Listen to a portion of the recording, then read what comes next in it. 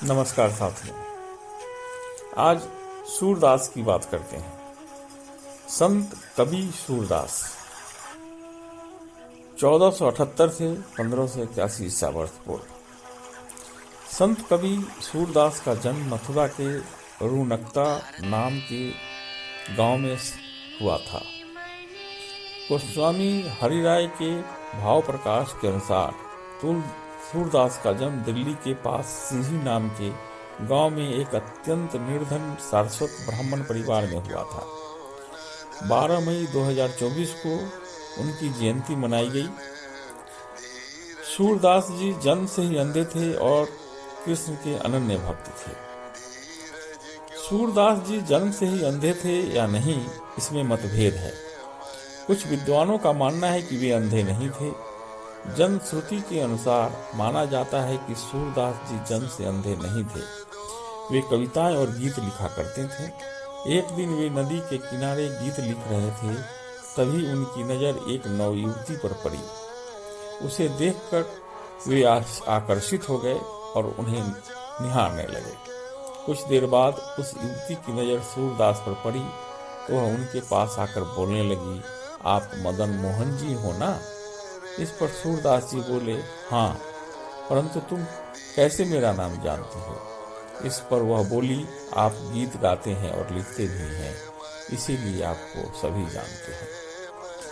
सूरदास जी बोले, हाँ, मैं गीत लिख रहा था तो अचानक आप पर नजर पड़ी और मेरा गीत लिखना बंद हो गया, क्योंकि आप हैं ही इतनी सुंदर कि मेरा कार्य रुक गया। यह सुनकर वह युवती शर्मा गई।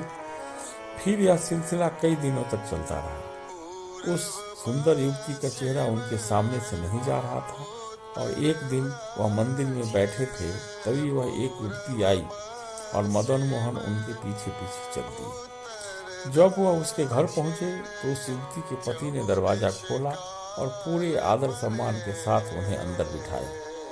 यह देख और सम्मान पाकर सूरदास जी को बहुत पछतावा हुआ। तब उन्होंने 2 जलती हुई सलाइयाँ की तीली मांगी और अपनी आंख में डाल ली। इस तरह मदन मोहन बने कवि सूरदास। प्रारंभ में सूरदास जी मथुरा के बीच गौ घाट पर आकर रहने लगे थे। वहीं दैन्य भाव से विनय के पद गाकर गुजर बसर करते थे। कहते हैं कि वे जन्म से सारस्वत ब्राह्मण परिवार में जन्मे थे। सूरदास के पिता रामदास भी गायक थे, इसीलिए सूरदास भी गायक बने। अधिकतर विद्वान मानते हैं कि सूरदास का जन्म सीही नामक गांव में हुआ था और बाद में वे गौ घाट पर आकर रहने लगे थे। वहीं उनकी भेंट बल्लभाचार्य से हुई थी। जनश्रुति के अनुसार उनके बचपन का नाम मदन मोहन था। बल्लभाचार्य जब आगरा मथुरा रोड पर यमुना के किनारे किनारे वृंदावन की ओर जा रहे थे, तभी उन्हें एक अंधा व्यक्ति दिखाई पड़ा जो बिलख रहा था। बल्लभ ने कहा कि तुम रिया क्यों रहे हो? कृष्ण लीला का गायन क्यों नहीं करते? सूरदास ने कहा, मैं अंधा, मैं क्या जानूं लीला क्या होती है। तब बल्लभ ने सूरदास के माथे पर हाथ रखा। विवरण मिलता है कि 5000 वर्ष पूर्व के ब्रज में चली श्री कृष्ण की सभी लीला कथाएं सूरदास की बंद आंखों के आकाश पर तैर गई। गौ घाट में गुरु दीक्षा प्राप्त करने के बाद सूरदास ने भागवत के आधार पर कृष्ण की लीलाओं का गायन आरंभ किया। अब बल्लभ उन्हें वृंदावन ले आए और श्रीनाथ मंदिर में होने वाली आरती के क्षणों में हर दिन एक नया पद रचकर गाने का सुझाव दिया। सूरदास अपने पूर्व जन्म में श्री कृष्ण के काल में भी थे। तब वे अंधे थे और श्री कृष्ण की महिमा का वर्णन करते रहते थे। वे उस जन्म में भी एक गायक और कवि थे। श्री कृष्ण के जन्म के समय वे गर्ग मुनि के आश्रम में चले गए थे। वहां उन्होंने कृष्णावतार के बारे में जानना चाहता था। गर्ग मुनि आशीर्वाद देकर कहते हैं, विराजिए कविराज, कहिए क्या आज्ञा है।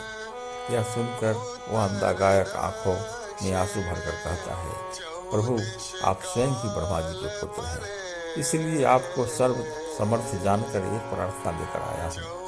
आगे अंधा गायक कहता है, मुझे केवल श्री कृष्ण के दर्शन मात्र के लिए थोड़ी देर के लिए ही सही आंखें प्रदान कर दीजिए, जिनसे मैं उन्हें एक बार देख लूं, फिर भले ही आप मुझे नेत्रहीन कर दीजिए। यह सुनकर गर्ग मुनि कहते हैं कि आपको आंखें प्रदान करना कोई मुश्किल काम नहीं, परंतु एक बात का उत्तर दीजिए, आपके मन के अंतर्मन में अभी तक उनके दर्शन नहीं हुए। तब आंखें बंद करके वह श्री कृष्ण को अपने अंतर्मन में देखते हैं और कहते हैं कि मेरे मन में एक अलौकिक बालक को शिशु अवस्था में से लेकर बड़े होते हुए देखा है, क्या यह वही है?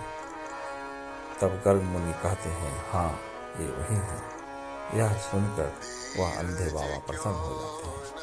तो दोस्तों, आज के लिए बस इतना ही। जल्द ही फिर मिलेंगे एक नए वीडियो के साथ। तब तक मुझे विदा दीजिए और हाँ, मेरे चैनल को लाइक कीजिए, सब्सक्राइब कीजिए। नमस्कार, जय हिंद, जय भारत।